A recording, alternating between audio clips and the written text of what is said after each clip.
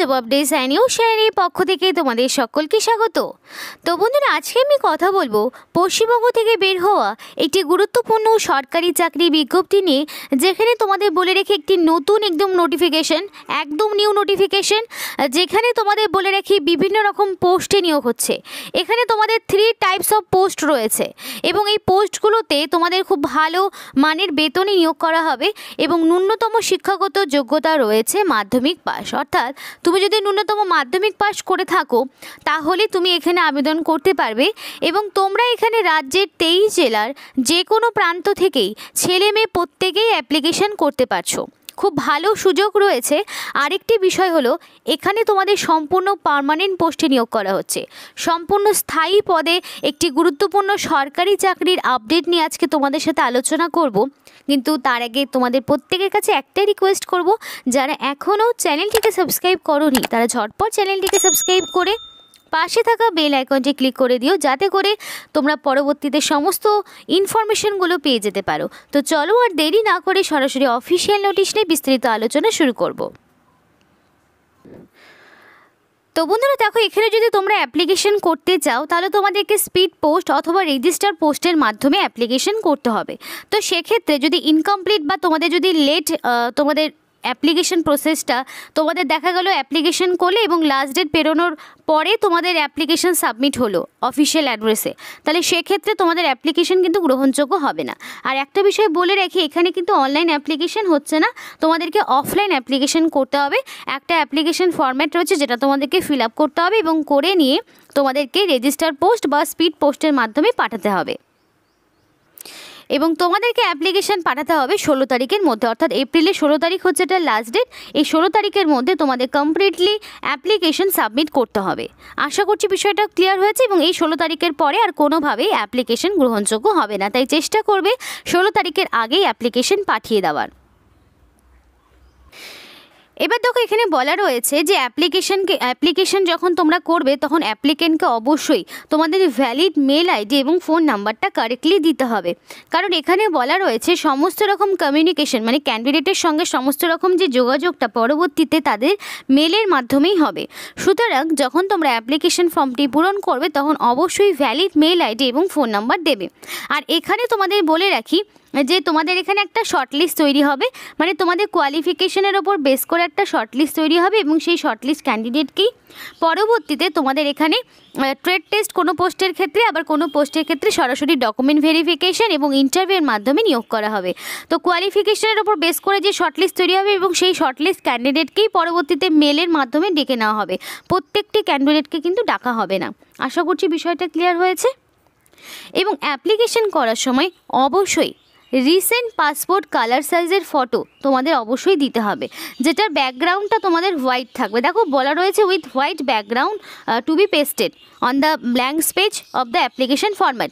তো অ্যাপ্লিকেশন যে ফরম্যাটটি রয়েছে সেইখানে তোমাদের একটা রিসেন্ট কালার পাসপোর্ট সাইজের ফটো দিতে হবে, যেটার ব্যাকগ্রাউন্ডটা থাকবে হোয়াইট। তো দেখো যেমনভাবে বলেছে সেভাবে যদি অ্যাপ্লিকেশন জমা না হয় তাহলে কিন্তু সেই অ্যাপ্লিকেশন গ্রহণযোগ্য হবে না। আশা করছি বিষয়টা ক্লিয়ার হয়েছে।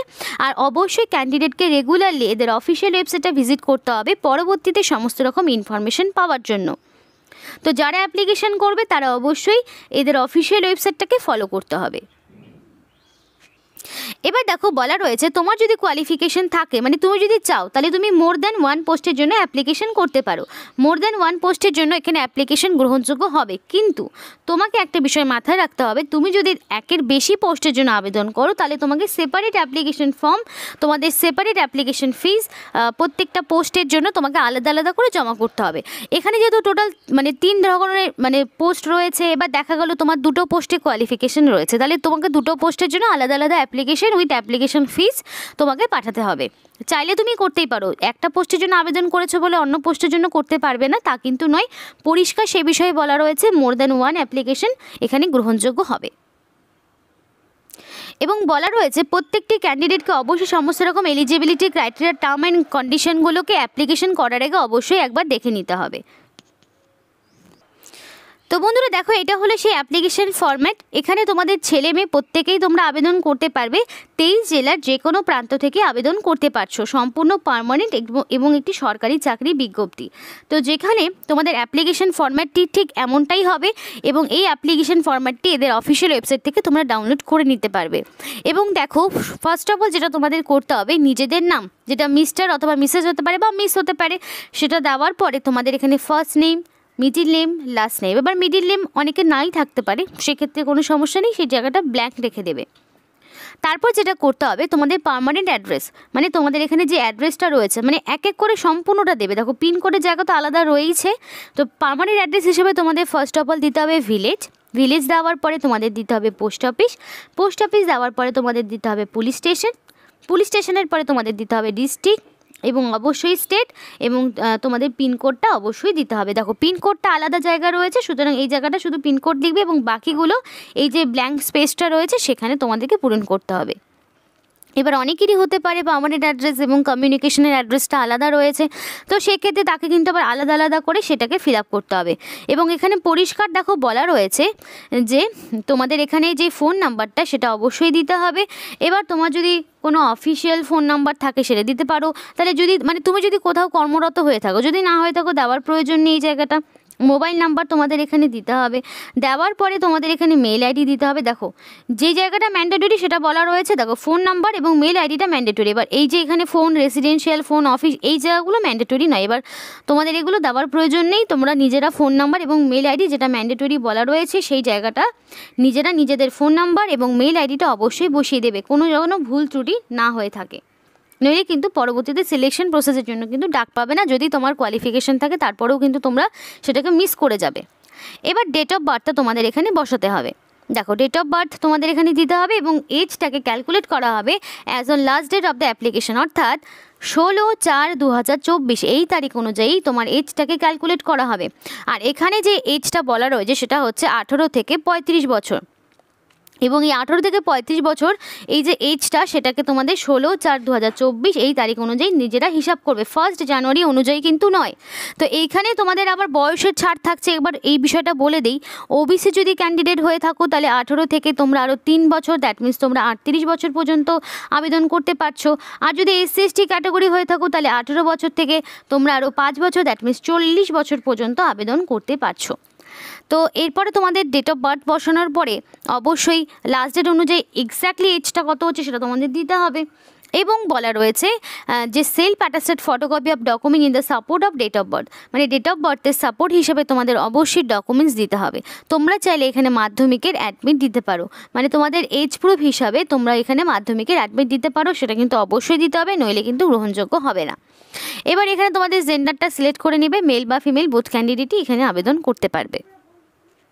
তারপর তোমাদের এখানে রয়েছে ন্যাশনালিটি অবশ্যই ইন্ডিয়ান হতে হবে, কারণ ইন্ডিয়ান ছাড়া এখানে তোমরা আবেদন করতে পারবে না। এবার রয়েছে দেখো রিলিজিয়ান, যে কোনো রিলিজিয়ান এখানে আবেদন করতে পারবে। এবার মাদার টাং তোমার কি রয়েছে, এবার মাদার টাং তোমার যেটা রয়েছে সেটা তোমরা দেবে। এখানে তোমরা বেঙ্গলি ল্যাঙ্গুয়েজটা দিয়ে দেবে। তো এখানে তারপরে তোমাদের যেটা চেয়েছে সেটা হচ্ছে ম্যারিটাল স্ট্যাটাস, তুমি যদি ম্যারিড হও তাহলে ম্যারিড দেবে, যদি আনম্যারিড হও তাহলে আনম্যারিড দেবে, সেখানে টিক দিয়ে পাশে সেটাই আবার লিখে দেবে, ম্যারিড আনম্যারিড যেটাই হোক না কেন। এবার তোমাদের কাস্ট চেয়েছে, দেখো কাস্ট এখানে UR, SC ST, OBC, পিডাব্লিউবিডি, XM, তারপরে ইডাব্লিউএস, প্রত্যেকটি ক্যাটাগরি তোমরা এখানে আবেদন করতে পারবে। এবার ইউআর ক্যাটাগরি হলে তো তোমাদের কোনো রকম ডকুমেন্টস দিতে হচ্ছে না, কিন্তু বাদবাকি যে সমস্ত ক্যাটাগরিগুলো পড়ে থাকলো তাদের কিন্তু ভ্যালিড তোমাদের এখানে সার্টিফিকেটটা দিতে হবে। মানে এখানে বলা রয়েছে self attested photocopy of the relevant valid certificate. তো অবশ্যই এই অ্যাপ্লিকেশন ফর্মেটের সাথে কী অ্যাড করলে, এজ প্রুফ এবং তোমাদের কাস্ট সার্টিফিকেট, এই দুটো কিন্তু অ্যাড করা হয়ে গেল, এই দুটো অ্যাড করতে হবে অ্যাপ্লিকেশন ফর্মেটের সঙ্গে। তারপর চলে আসবে তোমাদের সমস্ত রকম এডুকেশনাল কোয়ালিফিকেশান, যেটা তোমাদের মাধ্যমিক থেকে স্টার্ট হচ্ছে, কারণ এখানে তোমাদের দুটো পোস্ট রয়েছে, যে দুটো পোস্টে তোমাদের যে যোগ্যতা লাগবে সেটা হচ্ছে মাধ্যমিক পাস, এবং আরও একটি 3 নম্বর যে পোস্টটি থাকবে সেই 3 নম্বর পোস্টের যোগ্যতা হচ্ছে উচ্চ মাধ্যমিক পাস। তো তোমাদের একদম স্টার্ট করতে হবে মাধ্যমিক থেকে, পরিষ্কার সেই বিষয়ে বলা রয়েছে। তো মাধ্যমিক কোন বোর্ডের আন্ডারে কত সালে পাস করেছো, কোন ডিভিশন কী কী সাবজেক্ট ছিল, উচ্চ মাধ্যমিক কোন বোর্ডের আন্ডারে কত সালে পাস করেছো, কী ডিভিশন ছিল, এবং তারপরে তোমার যদি দেওয়ার ইচ্ছে থাকে গ্র্যাজুয়েশন তুমি দেবে, যদি না দেওয়ার প্রয়োজন না মনে করো তাহলে না দিলেও কোনো রকম সমস্যা নেই। এবার তোমাদের সেই সমস্ত রকম সার্টিফিকেট এবং ফটোকপিসগুলো তোমাদের অ্যাটাচ করতে হবে, মানে অ্যাডমিট, মার্কশিট, সার্টিফিকেট, সেই প্রত্যেকটি মাধ্যমিক উচ্চ মাধ্যমিকে সবটাই তোমাদের দিতে হবে সেলফ অ্যাটাস্টেড করে অ্যাপ্লিকেশন ফরম্যাটের সঙ্গে। এবার তুমি যদি কোনো এমপ্লয় হয়ে থাকো তাহলে তোমাকে এই জায়গাটা ফিল আপ করতে হবে, যদি না হয়ে থাকো তাহলে ফিল আপ করার প্রয়োজন নেই। যদি তোমার এখানে কোনো রকম ট্রেনিংয়ের ডিটেলস থাকে তাহলে তুমি এগুলো দেবে, যদি না থাকে তাহলে দেওয়ার প্রয়োজন নেই। এবার তুমি কোন কোন ল্যাঙ্গুয়েজ জানো, মানে তুমি বাংলার পাশাপাশি আরও অন্য কোনো ল্যাঙ্গুয়েজ জানো কিনা সেগুলো তোমরা অবশ্যই, দেখা গেলো তুমি বাংলা লিখতে পড়তে বলতে 3টে জানো, কিন্তু হিন্দিটা তোমরা লিখতে পড়তে জানো হয়তো বলতে পারো না, বা হয়তো বলতে জানো পড়তে জানো লিখতে পারো না। তো যেভাবে তোমরা যে ল্যাঙ্গুয়েজ যা জানো সেই মতো তোমরা এই জায়গাগুলোকে ফিল আপ করবে। দেওয়ার পরে এখানে তোমাদের সিগনেচার করতে হবে এবং যেই জায়গা থেকে তুমি অ্যাপ্লিকেশন করছো সেই ডেট এবং তোমাদের সেই প্লেস এবং ডেট দিয়ে এই অ্যাপ্লিকেশন ফর্মটিকে পূরণ করতে হবে।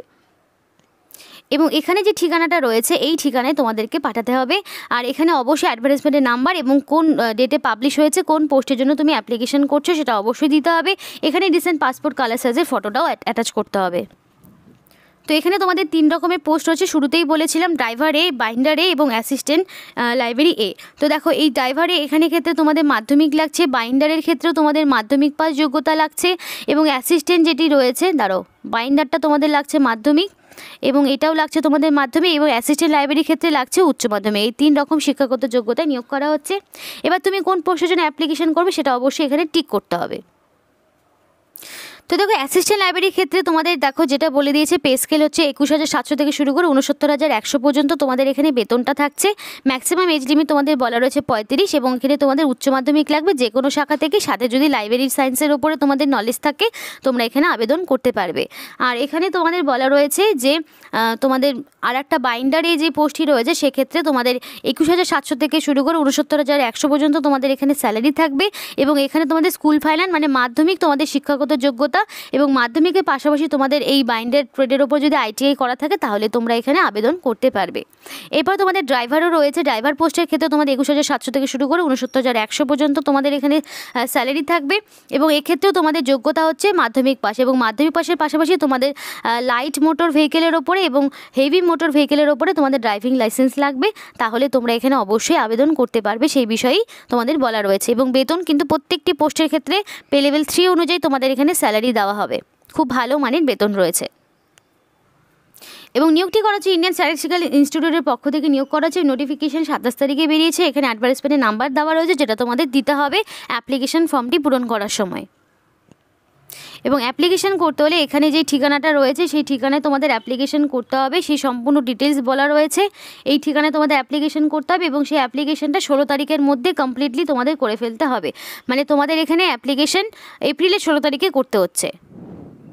এবার অ্যাপ্লিকেশন করতে গেলে অবশ্যই ইন্ডিয়ান সিটিজেনশিপ তোমাদের থাকতে হবে, এবং জেনারেল EWS OBCকে তোমাদের 500 টাকা, এবং SC ST হলে পারে তোমাদের 250 টাকা। আর ওম্যান ক্যান্ডিডেট PWD ক্যান্ডিডেটকে কোনো রকম ফিস দিতে হচ্ছে না, মানে এনি ক্যাটাগরির ওম্যান ক্যান্ডিডেটকে সম্পূর্ণ বিনামূল্যে আবেদন করার সুযোগ দেওয়া হচ্ছে। আর এখানে SC ST ক্যান্ডিডেটকে 250 টাকা দিতে হবে।